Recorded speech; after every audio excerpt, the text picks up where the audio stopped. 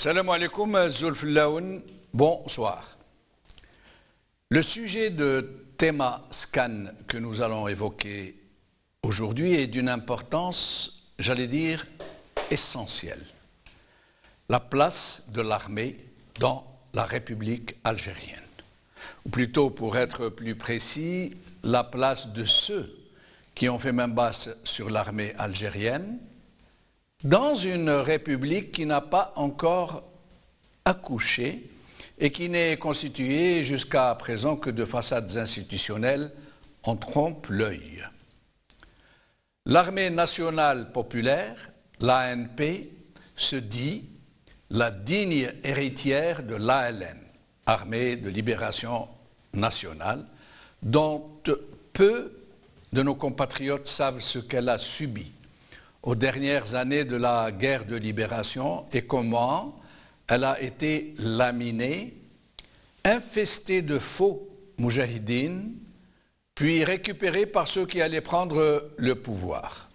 Comment elle a été restructurée, vidée des éléments qui résistaient aux putschistes qui l'avaient pris sous leur contrôle, et comment et par qui ils ont été remplacés au pied levé. Aujourd'hui, tous les Algériens savent que ce sont les chefs de l'armée qui contrôlent tout le système. Et en parallèle de l'armée, un corps lui aussi militaire, érigé en service de sécurité, le DRS, et qui allait devenir l'alpha et l'oméga de la vie politique en Algérie. Mais le pire est que cet état de fait s'est banalisé dans l'esprit de très larges couches de la population. Nous allons demander à nos invités de nous dire ce qu'ils en pensent et comment ils envisagent la suite des événements. Alors, aujourd'hui, donc dans cette émission qui porte le titre Algérie, République démocratique ou oligarchie militaire, j'ai le plaisir ici sur le plateau de recevoir le professeur Nordine Aoussat, écrivain, conférencier, universitaire. Nordine Aoussat, merci d'être des nôtres. Merci pour l'invitation, c'est Jamaldine, et aussi je salue tous les téléspectateurs et téléspectatrices d'El Magharibia, et aussi Saad El Jabbar au Canada, et notre compatriote Fethi Gharras en Algérie. Merci. Alors, sur le plateau aussi, Abderrahim Moussaour, enseignant, militant politique du FFS. Abderrahim, merci d'être des nôtres. Bonsoir Jamaldine, bonsoir aux invités d'El Magharibia et bonsoir à tous les téléspectateurs. Merci pour l'invitation. Merci. Alors, comme l'a déjà présenté Nordine Aoussat, Fethi Gharras, notre compatriote, coordinateur national du mouvement démocratique et social qui est avec nous depuis l'Algérie. Fethi Gharras, merci d'être des nôtres. Merci, salam alaikum, et bonsoir, merci pour l'invitation. Je salue vos invités et nos chers téléspectateurs. Allah ysalmek. Et comme l'a annoncé aussi Nordine Aoussat, notre compatriote au Canada, observateur politique, Adel Jabbar, merci d'être des nôtres. Bienvenue à nos amis et frères sur le plateau et à notre ami Fethi Gharras, à qui je transmets des salutations fraternelles et beaucoup de respect. Je salue particulièrement notre peuple en Algérie et à l'étranger, avec une pensée très profonde à nos otages politiques injustement incarcérés dans les geôles de la dictature. Alors, cette émission, c'est sa deuxième édition, est donc à caractère plutôt thématique, mais ça ne nous empêchera pas, s'il le faut, d'aller de temps en temps dans le factuel, ne serait-ce que pour illustrer ce dont nous parlerons. Et puisque nous vous avons Adel Jabbar, je vais vous garder. Adel Jabbar, le titre, Algérie, République démocratique ou oligarchie militaire, qu'est-ce que vous répondriez? République, pas encore, parce que nous n'avons pas pu construire un État. Un État suppose une république.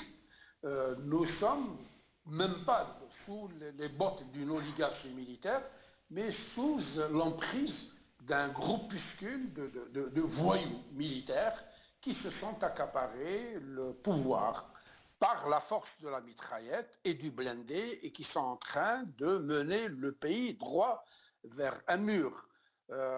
Ces gens-là, nous les connaissons et nous connaissons toutes leurs trahisons et tous leurs écarts depuis le début de l'indépendance et même un peu avant.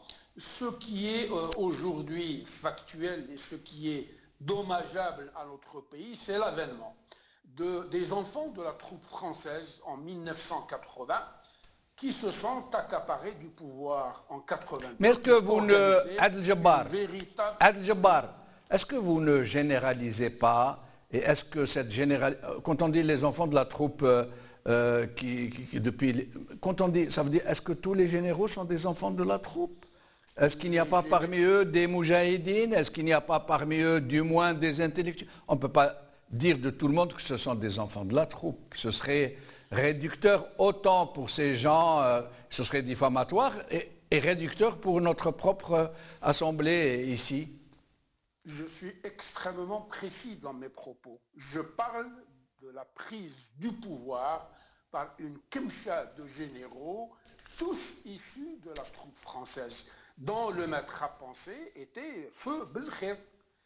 Donc je parle de ces gens-là qui ont organisé une véritable contre-révolution. Ce n'est pas un coup d'État qu'ils ont fait en 92, mais une véritable contre-révolution parce que le peuple algérien n'a jamais cessé de protester, de réclamer sa citoyenneté, sa liberté. En 88, tout le monde sait ce qui s'est passé. En 89, il y a eu une espèce d'ouverture démocratique sous contrôle de ces gens-là qui ne se sont pas empêchés de démettre le président de l'époque, Chadli Bejdid en l'occurrence, de se retourner contre lui, de le démettre de ses fonctions et de prendre le pouvoir pour imposer une transition dictatoriale qui dure depuis 30 ans. Et nous savons tous, aujourd'hui, sans l'ombre d'aucun doute, tous les crimes qui ont été commis par cette junte militaire qui a privatisé le pays en prenant le pouvoir grâce à la force, avec la complicité de puissances étrangères.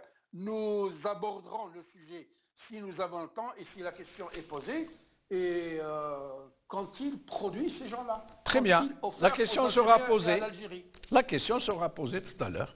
Fethi Gherras, sur le titre de cette émission, est-ce que c'est une république démocratique? Est-ce que c'est une oligarchie militaire? Ou peut-être autre chose? Fethi Gherras. Moi, pas forcément. Je ne donne pas toujours un rôle positif aux États. L'État en lui-même, il peut être, et souvent dans l'histoire de l'humanité, jouer un rôle d'instrument de répression.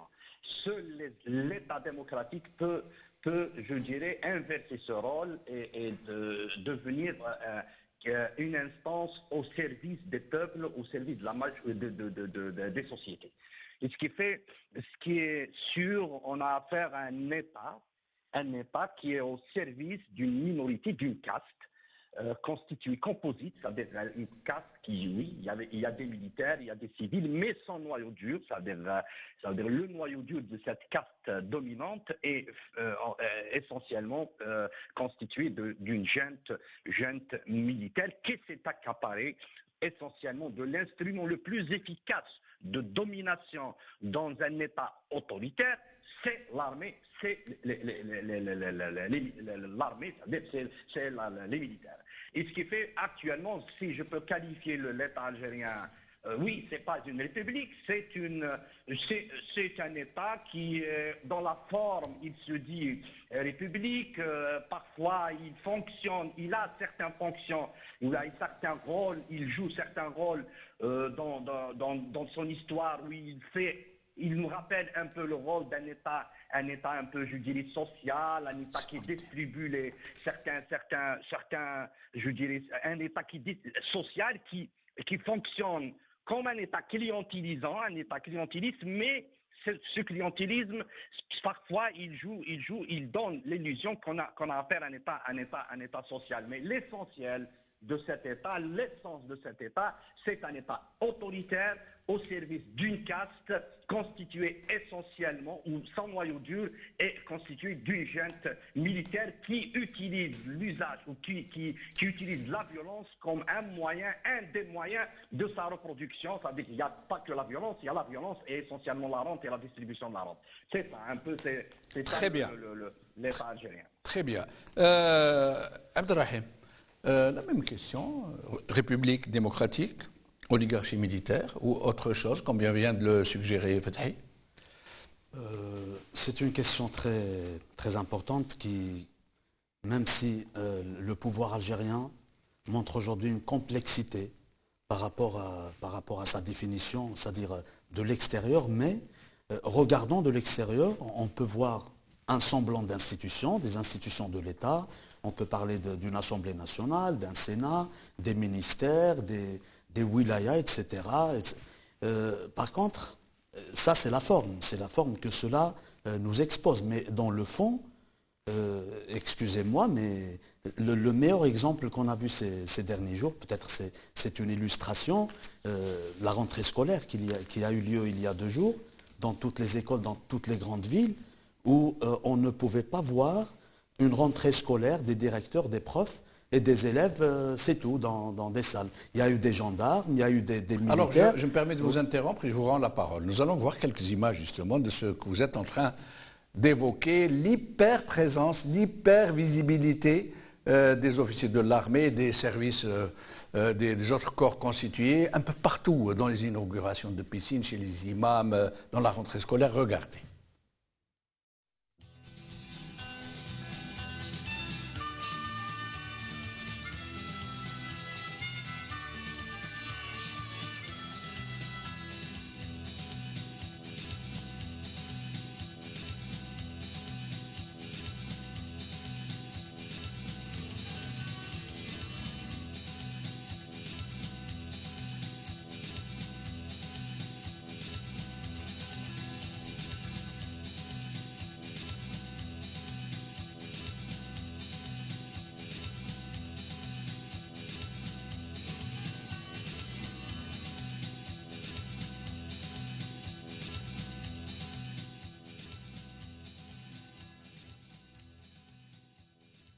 Les images, elles parlent d'elles-mêmes, dans le sens où peut-être si on a un peu de temps, un peu plus de temps pour parler de la structure du système, puisqu'en Algérie on peut parler de régime, de pouvoir, de président, mais derrière tout ça il y a un système. Aujourd'hui, ce qui est perceptible, c'est que l'armée, on la voit partout, les généraux, on les voit partout, le chef d'état-major, on le voit à chaque fois qu'il y a une manifestation scientifique, culturelle, sportive, politique, et ils osent dire... Il a même reçu l'ambassadrice des États-Unis. Et il a parlé de communiqué de la défense. Il a parlé de relations bilatérales. Ça, il n'a pas dit relations entre les 2 services ou 2 armées. Il a dit relations bilatérales, c'est-à-dire entre les 2 pays. Et c'est lui qui reçoit l'ambassadrice américaine. Aujourd'hui, je pense que là, on a devant nous un régime, un système qui montre au grand jour sa réalité. C'est que même s'il met en avant une façade civile, une façade politique démocratique, entre guillemets, mais la colonne vertébrale, donc je rejoins tous ceux qui disent que la colonne vertébrale du système politique en Algérie, c'est l'armée. Aujourd'hui, on la voit, cette colonne vertébrale, elle s'affiche, vous voyez, c'est comme un corps humain. Généralement, la colonne vertébrale, elle est protégée par une partie de la peau, de la chair, etc. Mais quand la colonne vertébrale se voit de l'extérieur, ça veut dire qu'il y a un problème. Et moi, ce qui me fait peur le plus aujourd'hui, c'est que la façon dont l'armée se montre, s'affiche, c'est qu'il y a... Ce qu'elle n'avait pas fait avant. Nous allons écouter tout à l'heure M. Lammari, le défunt Lammari, feu Lammari Mohamed, l'ex-chef d'état-major. Mais vous avez tout à fait raison. Mais avant, il disait, nous ne faisons pas de politique, il se faisait très discret. Et là, il... J'ai peut-être pas envie de dire ça, oui. Mais disons qu'à certaines décennies, c'était toujours le pouvoir militaire en place qui était derrière. Il ne s'affichait pas comme il le fait aujourd'hui. Et d'après vous, pourquoi il s'affiche autant aujourd'hui? C'est comme s'il y avait quelque part une consigne qui avait été lancée à l'intérieur, au niveau des wilayas, des régions militaires, demandant aux officiers, aux supérieurs qui représentent ces localités, ces régions, de s'afficher au maximum, d'aller aux inaugurations, d'inaugurer les chrysanthèmes, les piscines, les imams, et même d'aller à la rentrée scolaire. D'après vous, pourquoi Moi, je suis cette convaincu, hyper-visibilité maintenant? Je suis convaincu que depuis 2019, qu'il y a eu cette vague du Hirak en Algérie, avec l'intelligence populaire, l'intelligence collective qui a affiché tous les slogans qui n'étaient pas hostiles, mais qui demandaient à la junte militaire de regagner les casernes et de laisser tranquille la vie sociale, la vie politique, la vie culturelle, la vie économique. Madaniya Machi Askaria. Madaniya Machi Askaria. Donc aujourd'hui, depuis 2019, depuis même 2020, avec les arrestations brutales, avec les emprisonnements abusifs, injustifiés des citoyens, des militants, des militantes, etc., ce pouvoir aujourd'hui, il est dans une dimension de représailles pour inculquer, donc les images qu'on a vues tout à l'heure à l'école, dès le jeune âge, aux enfants, qu'en Algérie, rien ne pourrait se faire sans la caste militaire, sans le régime. Ils sont en train de nous dire Askaria, Machi Madaniya. Askaria, Machi Madaniya, donc c'est l'inverse de ce qu'aspire réellement le peuple. Donc si je reviens vraiment à ce titre république démocratique ou oligarchie militaire, je pense que la deuxième partie, c'est réellement celle qui détient le pouvoir, et la république démocratique, ce n'est qu'une partie, ce n'est qu'une façade. Très bien. Nordin Aoussat, république démocratique ou oligarchie militaire? Donc, république démocratique, certainement pas. Certainement pas. Elle n'est ni une république ni démocratique, parce que république, prenons juste le terme, le concept à sa base, étymologiquement, sa racine, ça vient de la composition de deux mots, res et publica. Res publica, ensemble, ils donnent république, qui veut dire la chose publique. Reste, c'est la chose en fait. Oui. Et c'est quoi cette chose publique? C'est tout le fonctionnement de l'État qui est public. C'est-à-dire qu'il n'est pas privatisé. Voilà, n'est pas l'apanage d'un groupe ou c'est le cas d'une oligarchie. Et une oligarchie, ça vient de oligo. Oligo, ça veut dire un nombre restreint. Oligo par rapport à poly, qui est nombreux. Oligo, c'est peu de gens qui gouvernent. Nous, c'est le cas en Algérie. C'était une oligarchie depuis l'indépendance, sous emprise militaire depuis l'indépendance. Et les dernières années, les 20 ou 30 dernières années, c'était carrément un État DRS. Le terme n'est pas de moi, il n'est de quelqu'un que je n'aime pas. Mais je le cite pour lui rendre honneur d'avoir fait un livre qui mérite d'être cité, c'est Mohamed Sifawi, qu'on est nombreux à ne pas aimer, mais on reconnaît qu'il a sorti un livre d'une très grande importance, riche en enseignements, qu'il appelle « Les secrets de la naissance de l'État algérien » et en sous-titre « l'État DRS ». Donc ce n'est pas une république malheureusement, c'est ce que nous prenons, c'est ce que nous souhaitons. Démocratique, c'est l'appel du 1er novembre. C'est un des 4 objectifs de l'appel du 1er novembre. Un État démocratique, souverain, social, dans le cadre des principes de l'islam, ce qui n'y est pas encore. Maintenant, est-ce que c'est une oligarchie militaire? C'est une oligarchie militaire, certainement. Et là, moi je cite des exemples, Belhaïd Abdeslam, Boudiaf, Hamrouch, et ils sont très nombreux à nous avoir laissé des déclarations publiques dans lesquelles ils parlent de la mainmise de l'armée sur l'État. Le seul parti unique, en fait, on nous a menti pendant 50 ans, ce n'était pas le FLN qui était le parti unique, mais le véritable parti unique, c'est la sécurité militaire et l'armée. C'est le véritable... Question Nordin Aoussat. Certains intellectuels algériens, notamment sur les réseaux sociaux, aspirent et appellent à une deuxième république. Est-ce que vous trouvez cet appel logique, normal?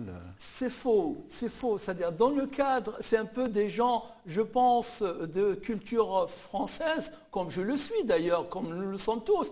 Première République, Deuxième République, jusqu'à la Cinquième République, 1950, donc jusqu'à l'avènement de la Cinquième République. Nous, il n'y a pas de Première République. La Première République à laquelle rêvait les Moudjahidines, les Shuhada, ceux qui ont déclenché le 1er novembre 1954, malheureusement, ça a été confisqué. L'indépendance confisquée, comme le dit Farhat Abbas, et la Première République, elle n'a pas eu lieu. C'était une république chapeautée par les militaires et ce n'était pas une république, c'était plutôt une oligarchie militaire, voilà, avec une façade civile.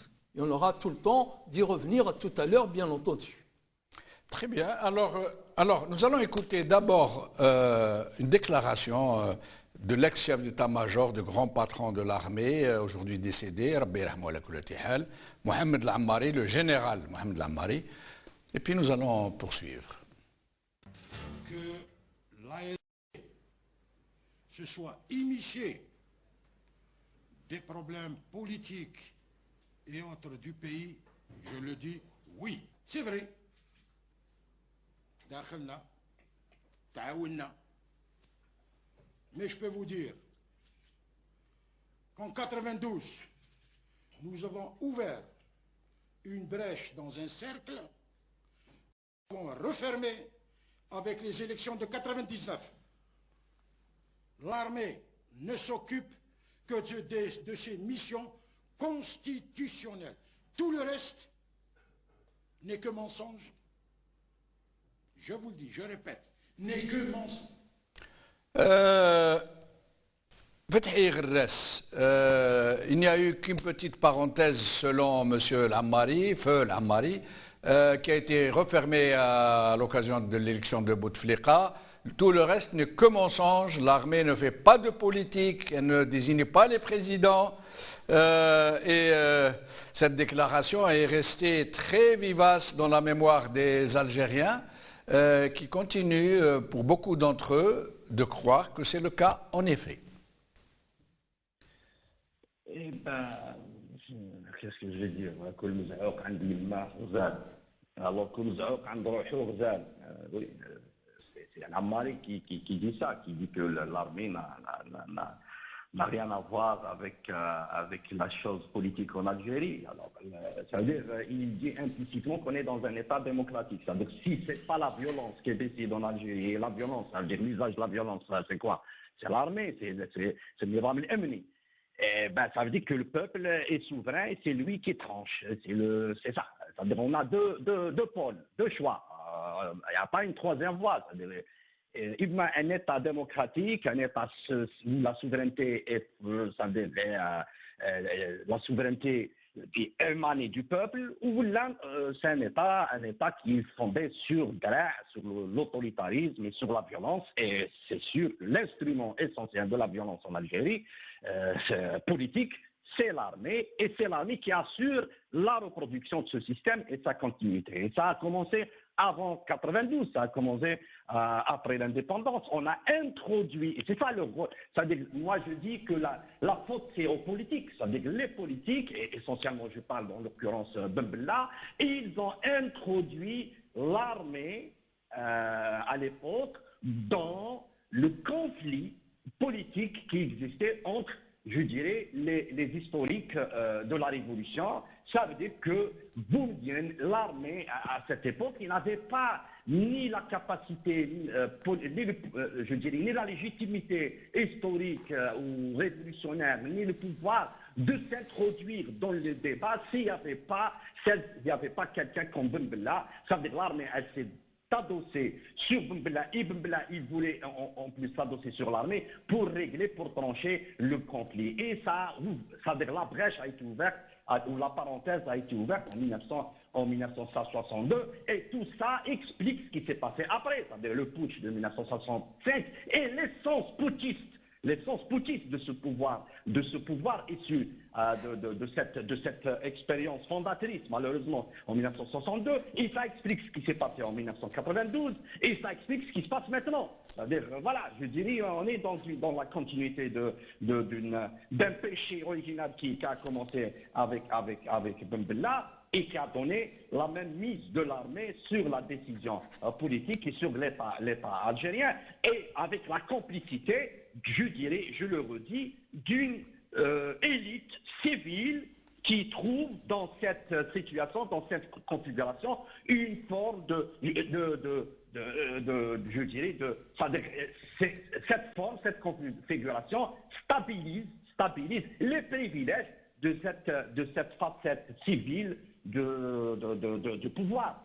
Mais je le redis, le noyau de tout ça, c'est l'armée. Et ce qui fait actuellement, on est en train d'affronter un héritage avec une nouvelle donne, c'est-à-dire en Algérie, c'est la maturation de la question démocratique en Algérie. C'est-à-dire ce qui est nouveau dans ce qui se passe actuellement en Algérie, c'est qu'après le Hirak, et à travers le Hirak, les Algériens, ils sont en train d'affronter cette caste qui a toujours dominé la scène politique en Algérie. Ils sont en train d'affronter cette caste avec quelque chose de nouveau qui s'appelle le consensus autour de la question démocratique. Et c'est pour ça que le pouvoir essaye de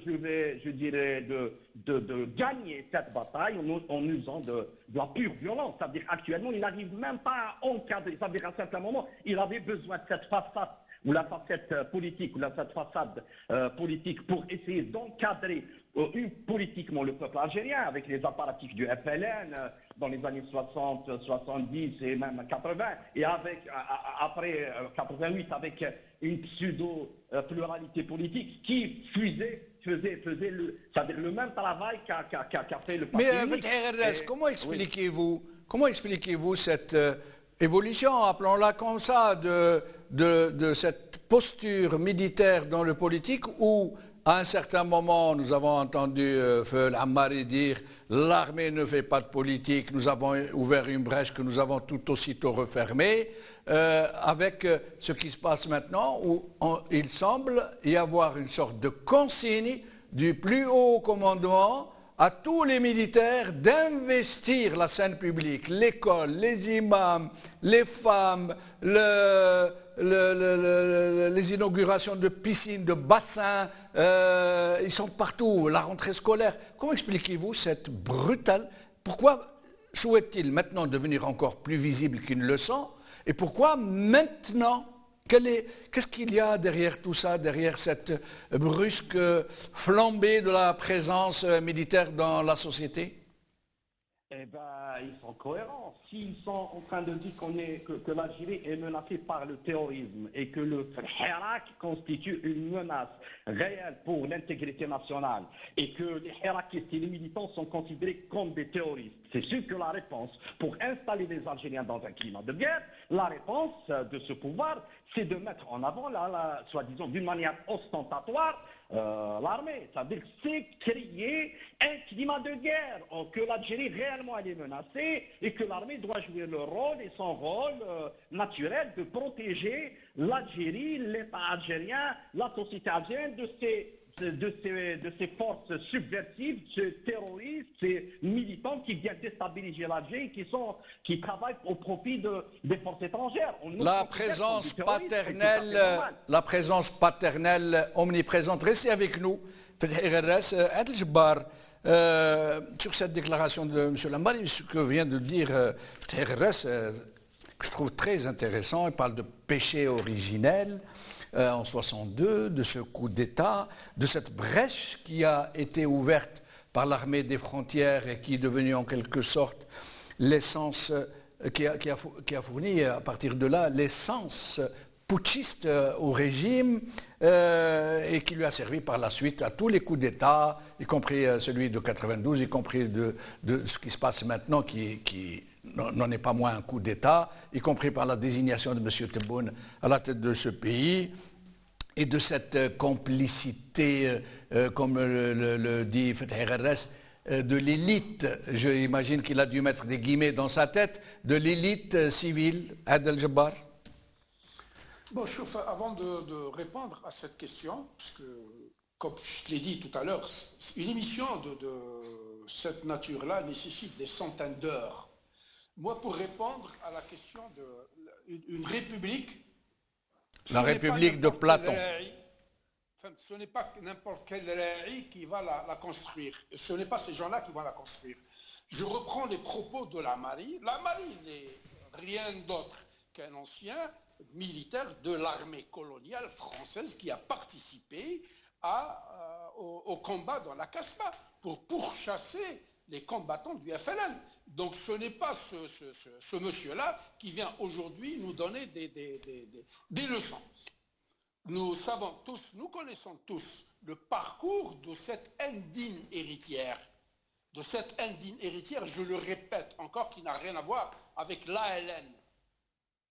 Quand ils sont venus, ils sont rentrés, moi je me rappelle, j'avais 12 ans en 62, et je me rappelle les 19 marxistes, comme je les appelais, donc les supplétifs de l'armée des frontières, quand ils sont venus à Constantine, ils étaient tous en treillis militaire neuf, avec des Rangers neufs, et puis c'est des gens qui n'ont jamais tiré une cartouche ou une balle contre l'occupant français. Et c'est de là que les dérives ont commencé. Moi, je voudrais peut-être compléter ce qu'a dit notre frère Fatih Gades et corriger un petit peu pour ne pas tirer d'abord et viser ensuite. Les politiques algériens n'ont rien à voir. Ils ont été pris sous l'étau de la mitraillette en 62. L'armée des frontières, quand elle est rentrée dans ses half-tracks, quand la France, complice, lui a ouvert les lignes Charles et Maurice et lui a fourni les moyens de transport et des armes modernes, ils ne se sont pas empêchés de canarder les moudjahidines de l'intérieur. Nous nous rappelons tous comment ils ont engagé un déluge de feu contre eux et comment le peuple algérien, fatigué par 8 ans de guerre horrible, a commencé à crier Sébastien Barakat, Chabt al-Jazair, je me rappelle une interview qui a été donnée par Boumediene à Paul Balta, qui lui avait dit, est-ce que vous aviez fêté, est-ce que vous êtes réjoui le 5 juillet 62 quand le peuple algérien est sorti? Il a dit, nous, on n'a pas participé à cette liesse, nous étions en train de préparer la prise du pouvoir. Et effectivement, ils n'ont jamais cessé de comploter avant de... Adel Jabbar, il a dit ça, Boumediene, à Paul Balta? Oui. Il lui a dit non, nous n'avons pas fêté l'indépendance, nous étions en train de préparer la prise du pouvoir? Exactement. Allez voir une interview de Paul Balta en 1972, quand il était, parce qu'il était un ami à Boumediene à l'époque. Oui, et tout le monde le sait. Il s'est mis à table pour lui dire, nous, ce qui nous intéressait, c'est le pouvoir.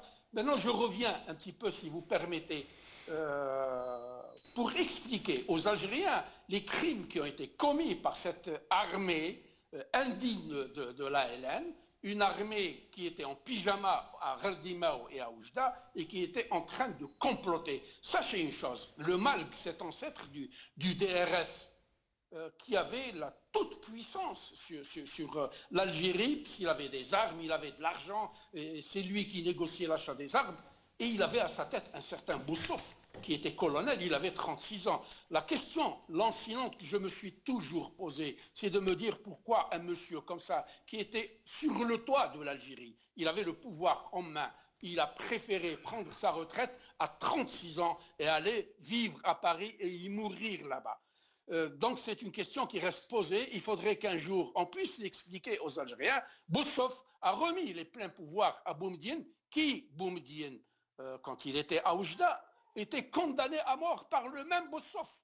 Et c'est Boumediene qui a trouvé refuge auprès de Zgar à Casablanca pendant pratiquement 3 ou 5 ou 6 mois. Donc c'est un micmac, mais il fait et nous, ce que nous retenons, nous qui étions des enfants en 62, nous retenons une chose, uniquement des règlements de compte, les assassinats, les tueries, les trahisons de la part de ces militaires et de la part de cette police politique qui a fait main basse sur le pays et qui a construit son propre État, c'est-à-dire un État qui lui appartient. Ils ont privatisé l'Algérie au point où aujourd'hui, le système algérien c'est un trépied. C'est les généraux, c'est le pétrole et c'est le fonds de commerce qu'ils ont, le terrorisme. Donc ils nous agacent, ils nous emmerdent, puis ils nous cassent la tête avec des histoires de terrorisme ridicules. Ça fait 30 ans, une armée qui dépense 13 milliards de dollars, qui a 1 million d'hommes surarmés avec les délateurs qu'elle recrute, y compris à l'étranger, qui n'arrivent pas à neutraliser des groupes. Restez avec nous. Ils sont partis. Oui, poursuivez. Ils sont partis jusqu'à se spécialiser. Et on dit de ce DRS et de cette police politique que ce sont des spécialistes de la délation. Ils sont partis jusqu'à vendre des Algériens, jusqu'à offrir leurs services. Rappelez-vous l'affaire Forwell du colonel du DRS qui était à Moscou et qui avait démasqué un agent double qui travaillait pour les Français. Il est parti à Paris, il n'a pas ouvert sa gueule, mais il a reçu une enveloppe. La question que je pose à ces généraux-là, comment se fait-il que ces gens-là, qui touchent au maximum 2000 €, ici vous touchez 2000 €, au Canada vous avez juste de quoi manger et dormir. Avec 2000 €, ils ont constitué des fortunes inestimables. Ils sont tous riches comme Crésus. D'où provient cet argent-là? Et restez avec nous, Adel Jabbar. Ils ne veulent pas lâcher le pouvoir. Restez avec nous. Alors, juste, puisque Adel Jabbar nous parle de terrorisme, Nordin Aoussad, tout de suite, nous avons à l'esprit le terrorisme pédagogique, comment ils l'ont manipulé, comment ils n'ont reculé devant rien. Je voulais rappeler à nos téléspectateurs comment, quand ils en ont eu besoin, ils ont importé un président tout prêt, sorti des pages les plus glorieuses de la révolution algérienne, qu'ils avaient pendant des décennies persécuté, qu'ils avaient poussé à l'exil, à la souffrance, et quand ils ont eu besoin de lui, ils lui ont envoyé son ami, Ali Haroun, pour le convaincre que c'était pour la bonne cause, et ils l'ont importé, ils l'ont imposé, ils en ont fait un président, d'ailleurs très estimé des Algériens, et puis ils l'ont fait assassiner quand il ne marchait plus avec eux. Nous allons voir quelques images de lui, Rabbi Rahmou.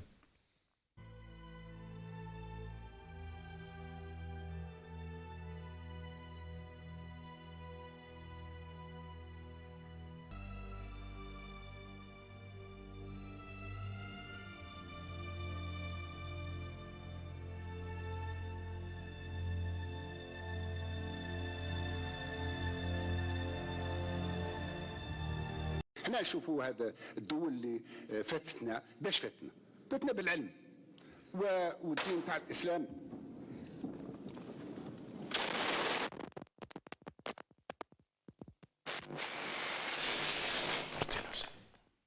Nordin Aoussad,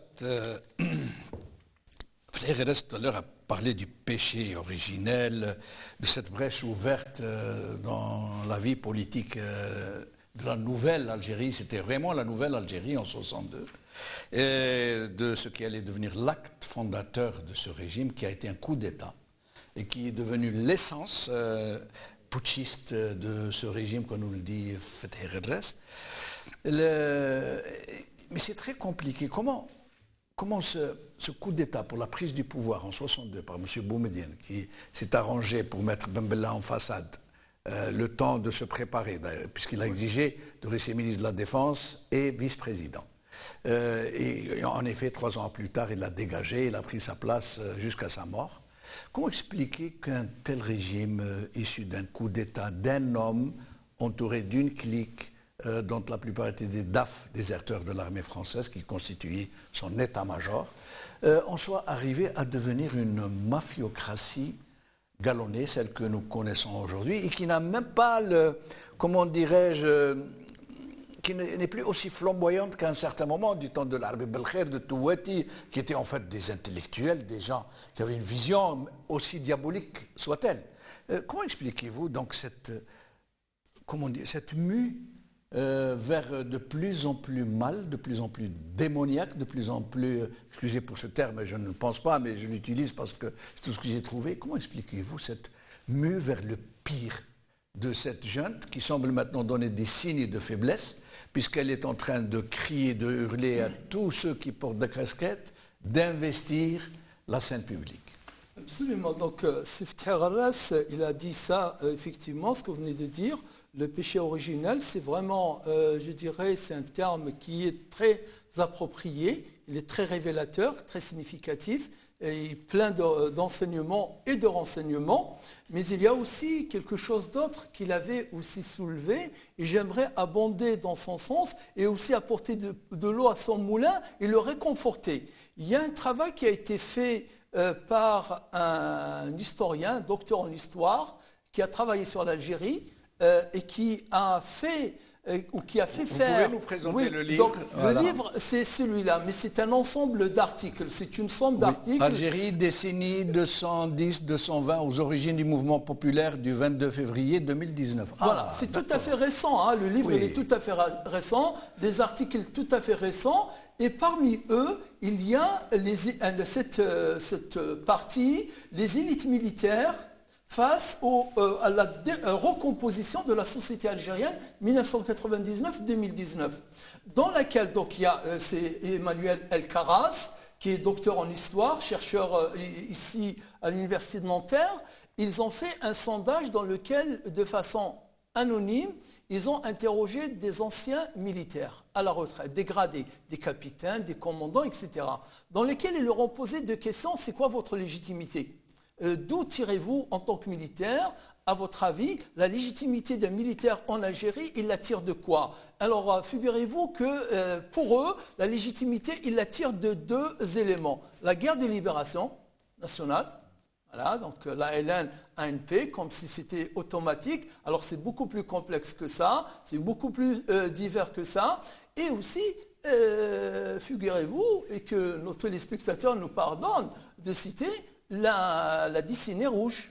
La décennie rouge aussi, ils tirent leur légitimité d'avoir été le rempart, d'avoir été les protecteurs des Algériens contre cet ogre qui allait les dévorer tous s'il n'y avait pas ici l'armée. Et d'où la justesse du propos et l'analyse de Fethi Harras en parlant de cette présence militaire et de ce danger qui guette les Algériens, et donc, rassurez-vous, on est là, l'armée. C'est ce qu'on appelle gouverner par la peur. Mais, quitte à perdre quelques instants de plus, eux, ce qu'ils disent effectivement, ce que disent ceux qui sont de leur côté. Mais ils peuvent avoir raison, peut-être que ce ne sont pas eux qui ont massacré les populations, peut-être que ce sont les terroristes islamistes, dont le régime lui-même nous dit qu'il n'était que quelques hordes éparses, mal armés, qui sentaient le bouc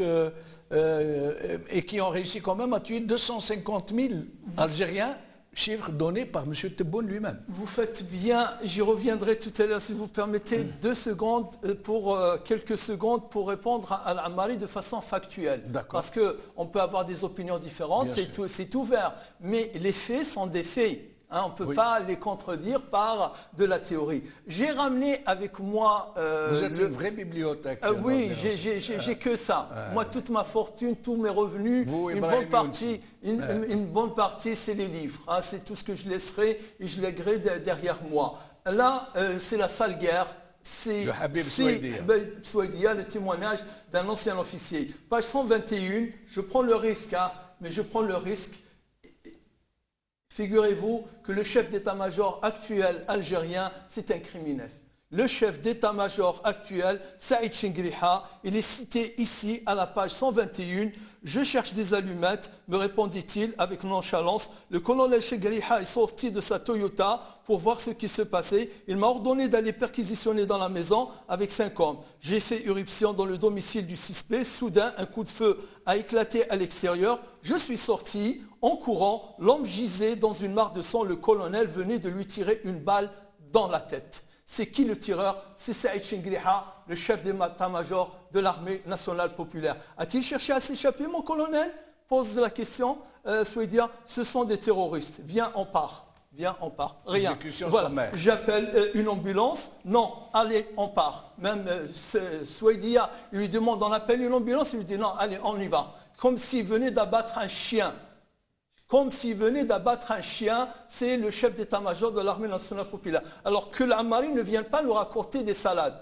Les travaux sur l'armée algérienne, moi c'est tout seul, j'en ai 20 livres. 20 livres entiers consacrés à l'armée algérienne, dont celui d'Abdelkader Ifsah, l'armée et le pouvoir en Algérie de 1962 à 1992. On ne peut pas démentir les faits, Sidi Jamal-Din.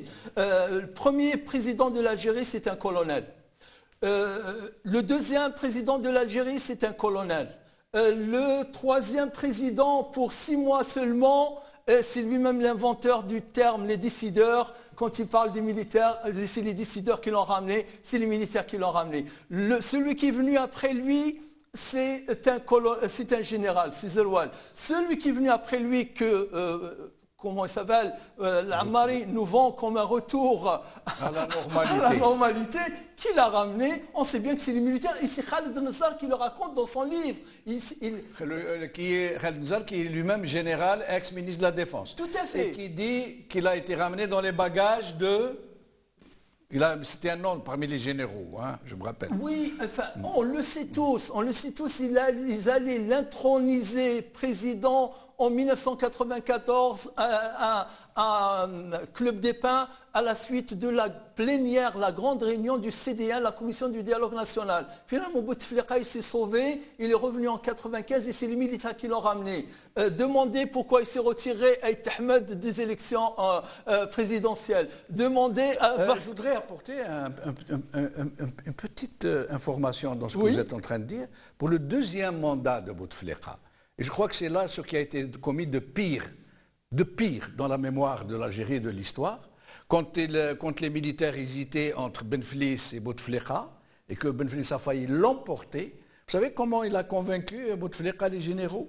Il leur a dit, moi je peux vous offrir ce que lui ne pourra jamais vous apporter, c'est non seulement le peuple va accepter vos amnistier, il va vous demander pardon, et il va le faire par référendum. Et c'est là où il a fait passer la Charte nationale pour la réconciliation nationale et qu'il a fait passer au deuxième mandat. Donc, le premier mandat, on sait que... Les crimes ont été effacés. Ils se sont auto-absous. On sait que le premier mandat, toute l'armée, les chefs d'état-major, le DRS, tous étaient derrière Bouteflika. Le deuxième mandat, il y avait une petite divergence. Et le troisième mandat, c'est à partir du troisième mandat que le DRS n'était pas d'accord, mais c'était fini pour le DRS parce que Bouteflika... Et ils ont fini par avoir sa tête. Saïd a fini par avoir la tête de Toufik. Et pour terminer, juste pour arriver à la fin, pourquoi maintenant l'armée s'affiche ouvertement? Parce qu'elle ne peut plus se cacher. Quand le Hirak a scandé pour la première fois, on peut pleurer de joie. Est-ce que ce ne serait pas plutôt pour s'imposer, en ce moment ils sont en train de préparer le deuxième mandat, et la présidence est quasiment en train de le faire seule, sans l'armée. Est-ce que ce ne serait pas pour arriver en force sur l'espace public, pour dire nous sommes là, vous ne pourrez pas faire sans nous? Est-ce que ce ne serait pas plutôt ça? Si Djamaldine, vous voulez, sincèrement, c'est pire que ça. C'est pire que ça. Vous savez que l'Algérie, oui, ça aussi, montre, vous savez, ce travail-là, c'est Thomas Serre. Catastrophe suspendue de Thomas Serre. Thomas Serre, c'est le dernier travail de doctorat en sciences politiques qui a été fait sur l'Algérie, c'est Thomas Serre. C'est Thomas Serre. Regardez le dessin. Mais alors là, il l'a trouvé. Hein. Ce n'est pas un docteur en sciences politiques pour rien. L'Algérie ne tient que par un fil. Voilà, une corde tissée de plusieurs fils. Il n'y a qu'un seul fil qui tient. L'armée n'est plus l'armée. L'armée algérienne n'a jamais été déstructurée comme elle est aujourd'hui. Elle n'a jamais été fragile comme elle est aujourd'hui. La présidence, n'en parlons pas, et les services de sécurité, alors là, c'est un gruyère. Je voulais rajouter un point là-dessus. C'était au début des années 2000 où une certaine presse en Algérie, qui est par la suite, qui s'est montré vraiment que c'était une presse aux ordres du régime militaro-policier en Algérie, qui s'était attaqué à Aït Ahmed. C'était une de ces journaux. Aït Ahmed s'attaque aux généraux parce que c'était à ce moment-là qu'il avait dit, annoncé publiquement, c'est pas une annonce, mais il a déclaré publiquement que ceux qui détiennent réellement le pouvoir en Algérie, ce sont les généraux. Le livre de Souaïdia, justement, à un certain moment, il a été esté en justice, il est passé devant le juge face à Khaled Nzar, et d'ailleurs c'était là que Aït Ahmed a dit sa fameuse phrase à Khaled Nzar, entre vous et moi, un fleuve de sang. Oui. Par rapport maintenant à ce que disait l'Ammari, nous avons ouvert une brèche en 92 et nous l'avons refermée en 99. On s'est tout refermé. Moi, je pense que cette phrase, elle n'est pas fausse, mais on va décontextualiser la chose et on va la mettre entre 88 et 92. le lendemain des événements d'octobre 88 où le peuple algérien, et ce n'était pas que Bebloua d'Alger, il y avait d'autres villes algériennes où les jeunes et les moins jeunes sont sortis dans les rues, ils ont battu le pavé avec des manifestations, etc. Et c'est là que la situation nous montre que lorsque le peuple algérien sort uni, comme un seul homme, comme une seule femme, si vous voulez, ça fait peur à ce régime. Parce que la réelle Respublica, elle ne peut pas être portée par la casquette, elle ne peut pas être portée par des généraux, par des responsables qui ont été derrière les coups d'État, même le lendemain du congrès de la Sommam. Ben Ramdan, c'était un civil, il a été assassiné. En 1962, ils ont fait un coup d'État contre l'Assemblée constituante qui allait émaner réellement du peuple, et le lendemain, de vrais politiciens qui avaient mené la guerre de libération à l'international sur le plan politique ont été soit emprisonnés ou d'autres ils ont démissionné. En 1965, Ben Bella, c'était un président civil. Par contre, une semaine, c'était le 25 juin 1965, une semaine après le fameux coup d'État, il y avait une rencontre des pays non alignés. Donc il n'était pas question pour Boumediene qu'un civil représente l'Algérie. C'était à ce moment-là qu'on nous disait le peuple algérien n'était pas mûr, le peuple algérien n'est pas prêt pour la démocratie, le peuple algérien ne peut pas avoir un régime qui émane de son ventre, c'est-à-dire du ventre du peuple. Et n'oublions pas les années 80, les années 90, quand il y a eu cette militarisation atroce du pays. Dans tous les pays du monde, je pense que lorsque les citoyens voient les forces de l'ordre, la police, la gendarmerie, l'armée, quelque part c'est un sentiment d'apaisement. Ce qui n'est pas le cas en Algérie. Ça nous renseigne sur la façon dont ce régime militaire a toujours gouverné, a toujours géré les affaires du pays, dans la peur, dans la diabolisation de tout ce qui est civil, de tout ce qui est politique, de tout ce qui est économique, de tout ce qui est culturel, de tout ce qui est artistique. Donc, il fallait éloigner, ça c'est dans la logique du régime, éloigner le peuple, les jeunes, les filles, les garçons, toutes composantes de la société, de ces aspirations qui vont dans l'air du temps. Et imposer, comme on le voit aujourd'hui aux écoles, une vision d'un régime qui ne veut pas changer, qui ne changera jamais. Par contre, je pense que, comme on a pu le faire en 2019 et en 2020, avec cet élan populaire de solidarité, de fraternité qui dénonçait toute intrusion de l'armée dans les affaires politiques, ça continuera de faire peur à ce régime tout le temps. Abdelrahim, est-ce que vous saviez que du temps de Boumediene, dans le règlement militaire, le règlement qui régissait le soldat, comment il doit se comporter, s'habiller, saluer, il y avait une disposition, une clause, un article qui interdit aux soldats de faire la queue, la chaîne, avec des civils. Est-ce que vous le saviez? Non, je ne savais pas. Ouais. Ils ne voulaient pas que les militaires se mêlent. Et comme nous sortions de l'indépendance de l'armée française, ils voulaient que l'armée, l'hiba, comment on pourrait traduire ça? Le charisme. Voilà, un mélange de terreur, de charisme, d'autoritarisme, de distinction, qu'elle se distingue de... Oui. Aujourd'hui, et je vais passer à Fethi Guerres pour une autre question. Aujourd'hui, la plupart des Algériens, je présume que ce doit être au moins 70 à 80%, sont nés après l'indépendance. Ça veut dire qu'ils n'ont rien connu d'autre que la situation que nous vivons aujourd'hui. Ils n'ont pas connu une autre situation. Ils n'ont pas voyagé, ils n'ont pas vu comment ça se passe ailleurs. Est-ce que c'est pour ça que dans la tête des Algériens, cette prépondérance de l'armée dans la vie publique est ainsi tolérée? On dirait que ça ne choque plus. On trouve tout à fait normal que des militaires assistent aux rentrées scolaires, qu'ils inaugurent le symposium des imams, qu'ils inaugurent des piscines, Attendez, nous allons d'abord voir une image, je vous rends la parole. Nous allons voir M. Chengreha, par exemple, le joueur Belaïli. Il avait la coupe en main.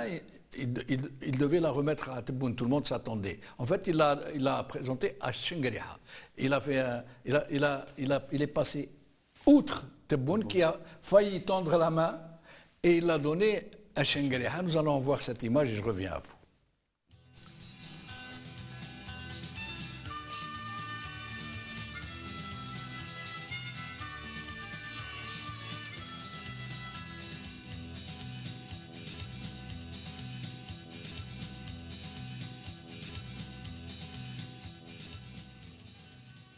C'est incroyable.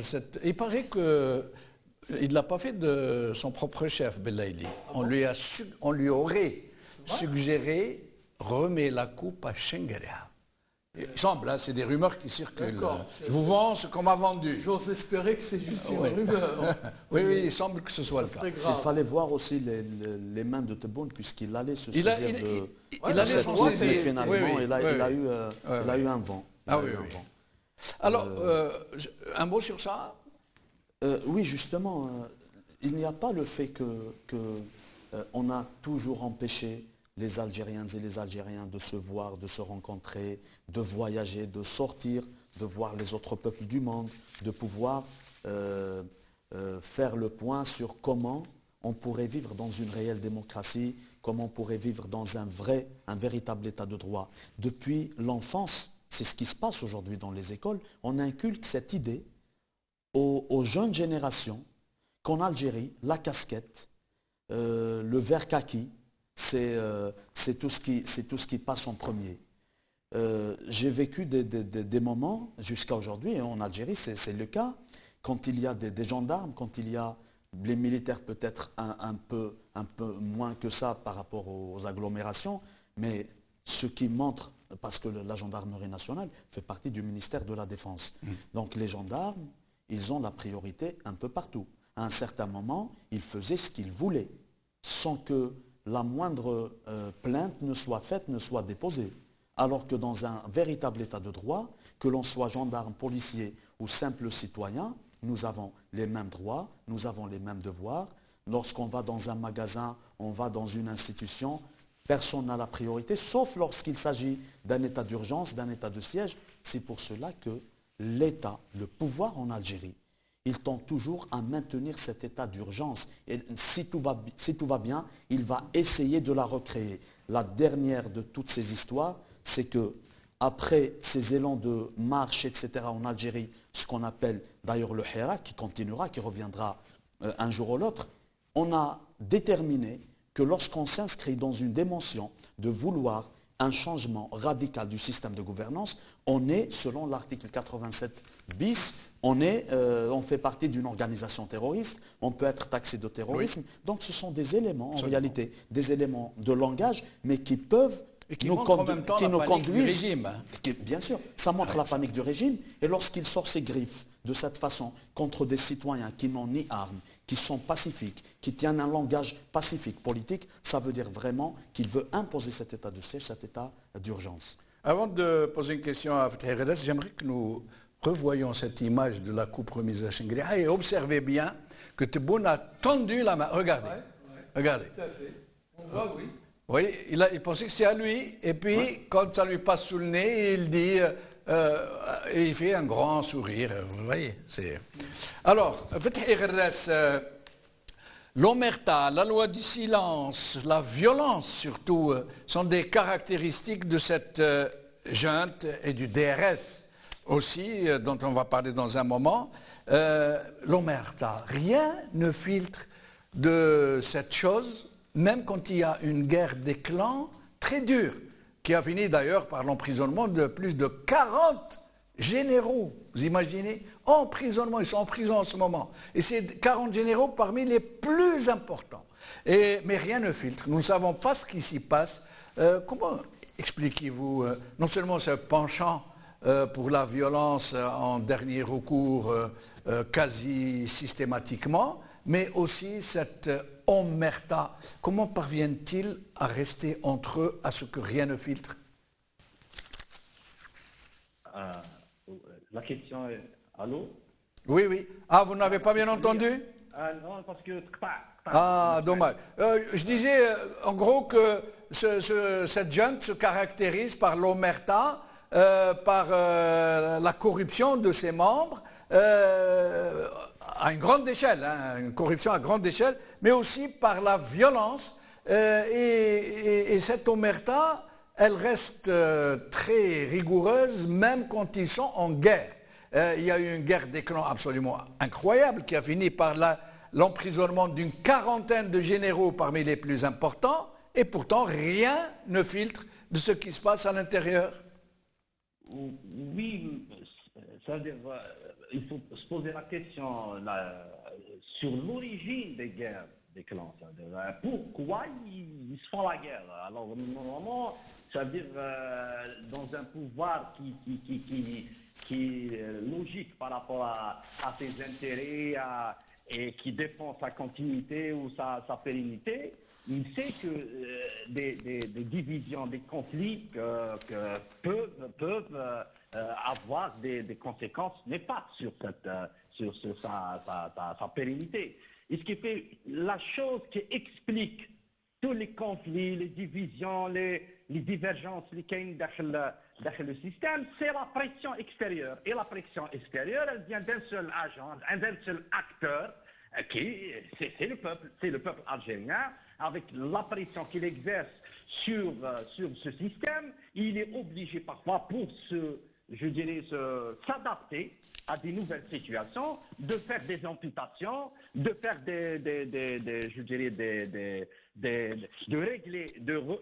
régler le pouvoir ou le système, par rapport aux revendications du peuple, par rapport aux évolutions extérieures et intérieures.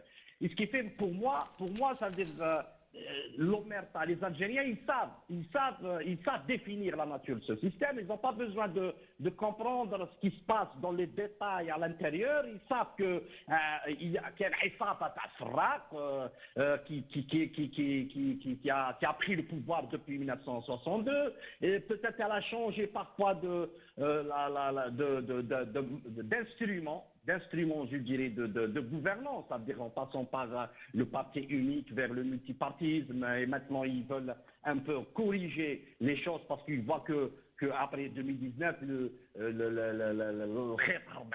c'est-à-dire ils veulent un peu, je dirais, revenir vers un compromis, le compromis qui a précédé le 2019, et peut-être corriger certaines erreurs, les d'Arhom avant, qui ont fait que les choses ont évolué dans le sens de la radicalisation, de la revendication démocratique chez le peuple algérien. Mais ça veut dire qu'on n'a pas besoin parce que les gens, ils savent, c'est très transparent, ils savent qu'on a affaire à un pouvoir, à deux choses,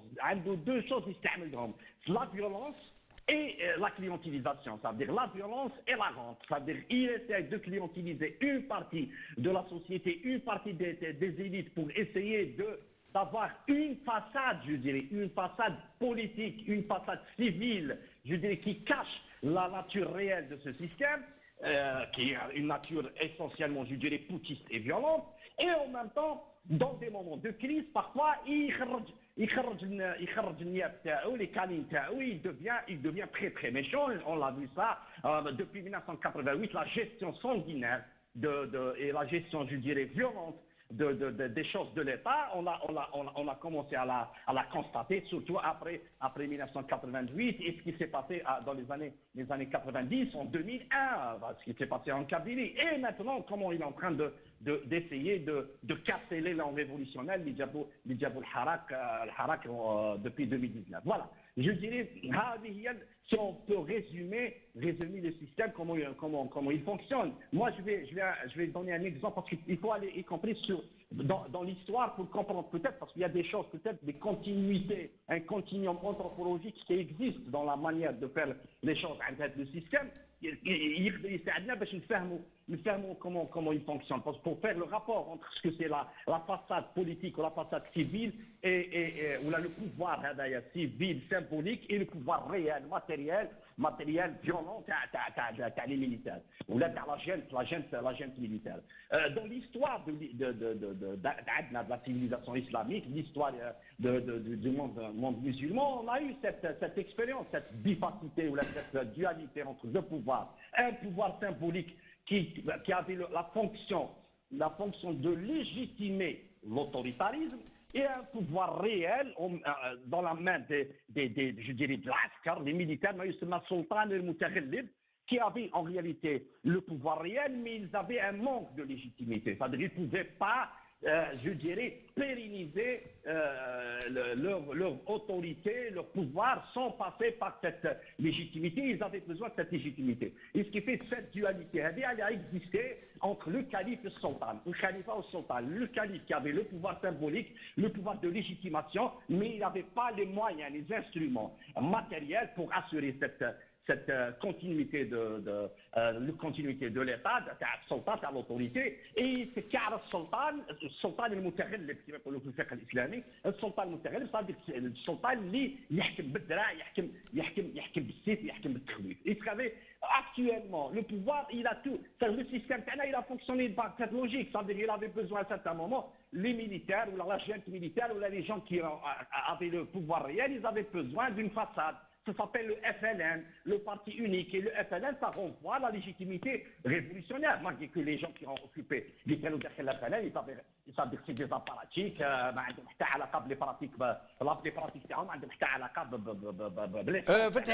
le FLN dont il faut rappeler que les officiers supérieurs étaient membres d'office, je crois. Étaient membres d'office du comité central ou du congrès, il me semble. Du comité central. Du comité central. Oui, faut que tu ou même temps il y a l'article 120, 120 c'est-à-dire la même mise, soi-disant, de l'appareil du FLN sur. Mais c'est un truc qui m'a connu superficiel, parce que la réalité le pouvoir réellement, ou la reproduction du système, elle passait par la junte militaire et par la violence. C'est ça, parce qu'on n'est pas dans une configuration démocratique. L'État ne peut fonctionner pacifiquement que dans un État de droit et un État démocratique, un État où la souveraineté populaire vient les décider. Tout, ça veut dire avec la violence. Et ce qui fait après 86 et la crise, le parti unique en crise, il voulait, soi-disant, la façade qui assurait la continuité ou la pérennité du système, c'était transformer la façade en pluralité politique. Et ils essayaient de gérer cette pluralité politique par parfois la clientélisation ou la répression. Parce que même durant la pluralité, le pluralisme, ça, la répression, son intérêt, c'était en 92. Et ce qui fait, les Algériens actuellement, c'est-à-dire l'Algérie, elle traverse une crise. Une crise au niveau du pouvoir, une crise de croissance. Mais le pouvoir symbolique actuellement, il can utiliser le pouvoir réel pour essayer d'encadrer politiquement le peuple algérien. Il ne fonctionne plus. Les Algériens, ils veulent aller vers autre chose. Ils veulent aller vers un pouvoir qui يخدم على حساب حاجة واسمها la logique démocratique. Le dualisme, le côté biface, ils veulent le dépasser et ils sont en train de dire le système algérien, il a fonctionné avec une partie, une élite al-match et des militaires, une junte militaire, qui يقول لك ليليت ماشي كاع لي زيليت pour ne pas ما نخلطوش نحرم في المجرم. Non, c'est-à-dire les élites اللي كانوا بايعين الماتش، les élites اللي كانوا يخدموا les mercenaires تاع النظام. Très bien. Très bien. C'est des mercenaires وسماهم وعلى بالو شكون. وفي الحراك خرق هذه لا ديكونتاسيون. Et ce qui fait actuellement, on est en train de passer vers autre chose. Et c'est pour ça qu'il lui reste actuellement le pouvoir. Il ne lui reste que la violence. Il n'arrive pas à avoir un cordon de sécurité politique. Il n'arrive pas à faire... Alors, Fethi Ghirres, très brièvement. Fethi Ghirres, très brièvement, parce que nous ne sommes pas très loin de la fin, il nous reste une vingtaine de minutes, il y a d'autres questions. Très brièvement, Fethi Ghirres, est-ce que cette violence latente de la junte qui envahit le terrain, qui semble vouloir quelque chose qu'elle n'avoue pas, est-ce que ça ne pourrait pas provoquer une violence en retour de la population, surtout en ces moments où la misère se répand dangereusement, où la malvie est devenue le lot des Algériens. Est-ce qu'il n'y a pas ce risque? La violence sociale n'est pas un réflexe pavlovien par rapport à une violence de l'État. Non, la violence sociale a une matrice politique. La matrice politique qui peut produire cette violence sociale, elle n'existe pas. La seule matrice actuellement politique qui produit les actions politiques, là où ils disent la matrice politique, c'est le harak pacifique et démocratique. Ça veut dire les Algériens, ils ont un archétype maintenant pour faire face à ce pouvoir qui s'appelle le hirak, le pacifique démocratique. Très bien. Ce qui fait que même si le pouvoir essaie de provoquer une réaction violente, parce qu'il veut ça, il veut provoquer une réaction violente pour légitimer plus de violence envers le peuple. Et il n'arrive pas à provoquer cette réaction, ce qui le gêne, et c'est pour ça qu'il nous qualifie de terroristes. C'est caricatural. Ça veut dire il veut qu'on tombe dans la violence ou dans la réaction violente. Il n'arrive pas à le faire. Très bien. Sémantique. Maintenant, très bien. La seule chose de l'État, c'est qu'il se met haja pacifique, haja démocratique, il se met un terroriste. Et ça veut dire il est en crise. Très bien. Adel Jabbar, une question clé, une question centrale. Mais comme c'est l'avant-dernier tour de micro, Adel Jabbar, l'État profond, le DRS, dont tous les Algériens connaissent la terrifiante nuisance et la terrifiante présence tentaculaire qui va très très profond dans la société avec les fameux BSP, les fameux BRQ, avec la surveillance très vigilante du moindre mouvement dans le pays et surtout de ce privilège qu'avait le DRS de désigner à la nomination qui il veut et de refuser qui il veut, enfin qui il voulait. Qu'est-ce que vous pourriez nous dire sur cet organisme tentaculaire et particulièrement mortifère qui a à un certain moment devenu le maître du pays? Le problème de l'État profond n'est pas le propre de l'Algérie ou d'un système dictatorial et autocratique. L'État profond existe partout. Aux États-Unis, l'État profond, c'est l'établissement, c'est lui qui veille aux intérêts supérieurs de l'État. Il n'interfère pas dans les affaires de l'État pour pouvoir, comment dirais-je, maltraiter, torturer, violenter ces populations. Ils sont là pour se porter comme étant l'œil qui va regarder très loin, qui va faire de la prospective pour protéger les intérêts vitaux des États-Unis. En France, la DST, la DGSE font partie de l'État profond, au point où on dit... Mais est-ce qu'on peut dire l'État profond lorsqu'il s'agit de démocratie, Adel Jabbar? Est-ce que ce ne sont pas plutôt des services d'espionnage et des services de contre-espionnage? Est-ce qu'en l'occurrence, nous pouvons dire l'État profond, puisqu'ils n'ont pas de pouvoir à proprement dire, ni législatif, ni exécutif, ni judiciaire? En quoi serait-ce l'État profond?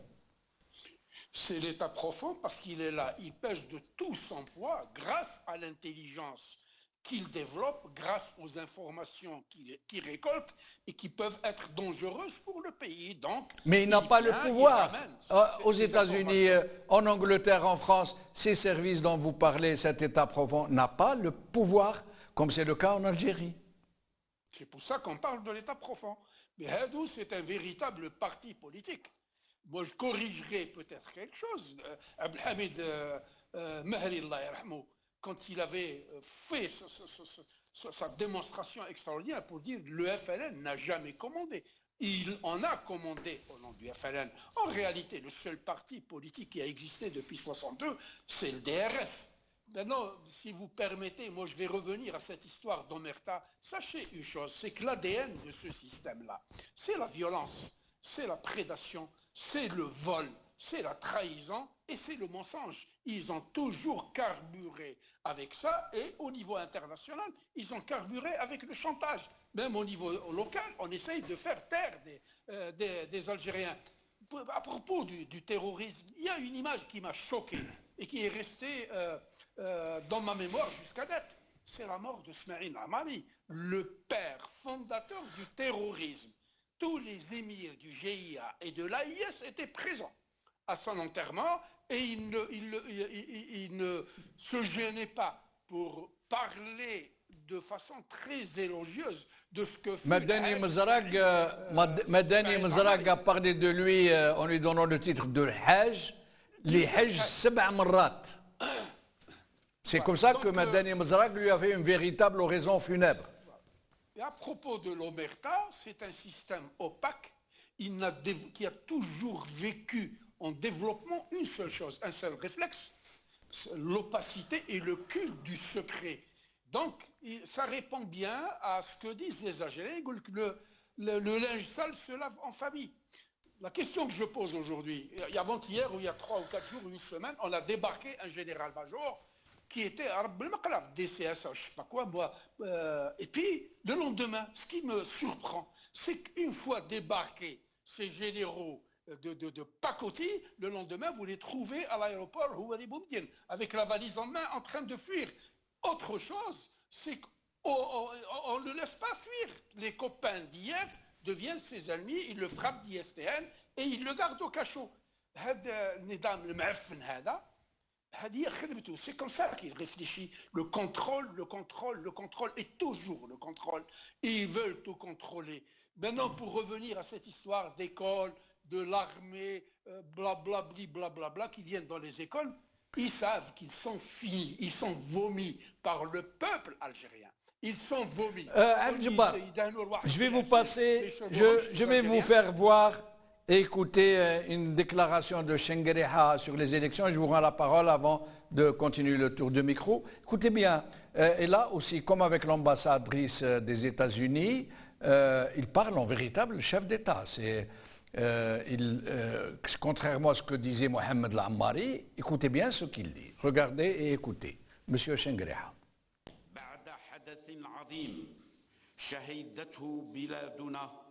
وهو تنظيم انتخابات المجالس الشعبية البلدية والولاية التي شكلت لبنة أخرى ومحطة هامة للنهوض ببلادنا وإقامة دعائمها المتينة والتي هي ثمرة لرغبة وطموح الجزائريين في التغيير وبناء الجزائر الجديدة التي وضع معالمها السيد رئيس الجمهورية القائد الأعلى للقوات المسلحة وزير الدفاع الوطني. هذا المسار الذي بات يشكل مصدر إزعاج لأعداء الوطن الذين يحيكون ضد بلادنا كل أنواع الدسائس والمؤامرات بالتواطؤ مع منظمات إرهابية وتنظيمية عميلة غايتها إجهاض المشروع الوطني الرامي لإرسام مؤسسات قوية وفاعلة. Alors, Adel Jabbar, le chef de l'armée, donc, qui non seulement ne se contente plus de désigner le président de la République, mais qui nous parle maintenant de l'organisation des élections. C'est incroyable. Il parle devant un parterre de militaires. Bon, là, je vais revenir à Blaili, à qui je tire chapeau. Je lui reconnais un génie politique parce qu'il a compris avant l'ambassadrice US que le véritable pouvoir, c'était l'Askan. C'est pour ça qu'il est parti remettre la coupe à Chenguereha. Maintenant, ce type-là, il me fait rigoler quand il parle de son qaïd, le qouwat, l'Askaria, Wazir Difa al-Watani, blablabli, un type vous lui donnez un fusil et un éléphant à 200 mètres, il ne pourra pas l'abattre. Donc, le langage de la pravda, le bréviaire de la langue de bois, on en a par-dessus la tête. Hadou, ils ont beau se ointer d'huile vierge, de miel de très haute qualité, Shabit Qiyam. Maintenant, ils essayent d'apparaître dans l'espace public. Ce n'est pas pour nous emmerder, parce qu'on leur a donné des ordres, ils ont un réflexe pavlovien. Ils ne réfléchissent pas, ces gens-là. Ils veulent se rendre sympathiques aux yeux des gens en apparaissant à la télé pour jouer comme chez nous. Ici, la police de la proximité qui va dans les quartiers les plus chauds, qui essaie de fraterniser avec les petits gangs de rue pour arrêter les violences. Ça ne marche plus. Le Chab Qiyakum. Merci Adel Jabbar. Restez avec nous. Le 22 février 2019, on en a marre. Restez avec nous, Adel Jabbar. Sur notre vie. Nordin Aoussat, même question, très importante. L'État profond, le DRS, né du Malg, dont tout le monde connaît la tragique trajectoire et l'effet que ça a eu sur l'après-indépendance, disons. Alors l'État profond, le DRS, à votre avis? Moi, je présenterai ça par une image. Et comme vous l'avez remarqué, moi, je cite tout le monde. Ce qui nous intéresse, c'est l'information. Et ce n'est pas la personne qui est derrière. Oui. En l'occurrence, je vais citer Saïd Saadi. Saïd Saadi, dans son échec recommencé, il cite Msili, Ali Msili. Ali Msili, qui, comme on le sait, il était dans le service, dans le Malk. Oui. Il était dans le service secret. Oui. Il était lieutenant, je pense.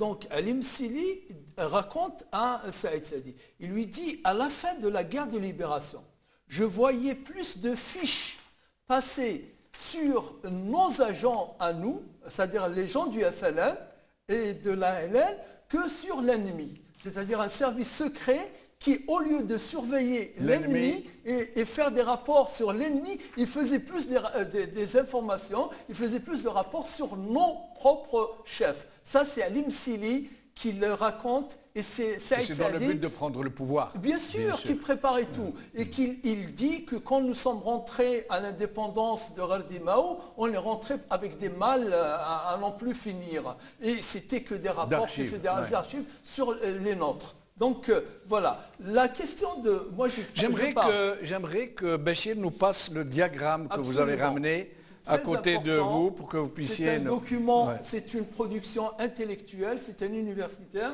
C'est le livre que j'ai montré tout à l'heure, Thomas Serre, qui l'a produit dans son livre. Vous le trouverez à la page 119. Voilà, il est sur le... Voilà. Regardez que les téléspectateurs le regardent. En fait, ce diagramme ou cette présentation, elle a pour titre « Illustration, les principales composantes du cartel algérien en 2014 ». Les principales composantes du cartel algérien en 2014. Cartel, comme ça, c'est le terme. Et n'oublions pas que c'est un travail universitaire. Donc, c'est dans le cadre d'un travail universitaire qu'il a produit cela. Regardez, qu'est-ce que vous voyez? Vous voyez au centre les 3 points en couleur foncée.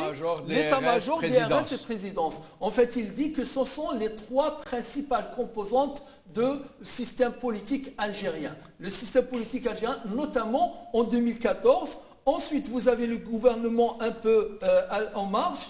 Et en gris. Et en gris un peu en marche. Voilà, et après arrive un autre cercle. Après un autre cercle, c'est celui des GSN, la gendarmerie, la revue El Jeish, plus bas, les Wali, les quotidiens nationaux. Oui, les quotidiens nationaux, ENTV, ENRS. Les partis politiques, voilà. le FLN. Voilà. Et les banques publiques, les banques publiques en bas. Et enfin le cercle RND, MPA, TEJ, FLN, Famille révolutionnaire, EGTA, UGTA, FCE et les affairistes. Voilà comment était composé. Alors si c'est pas une Mais au cœur, il y a l'état-major, le DRS et la présidence à qui il donne quand même... présidence. Sauf que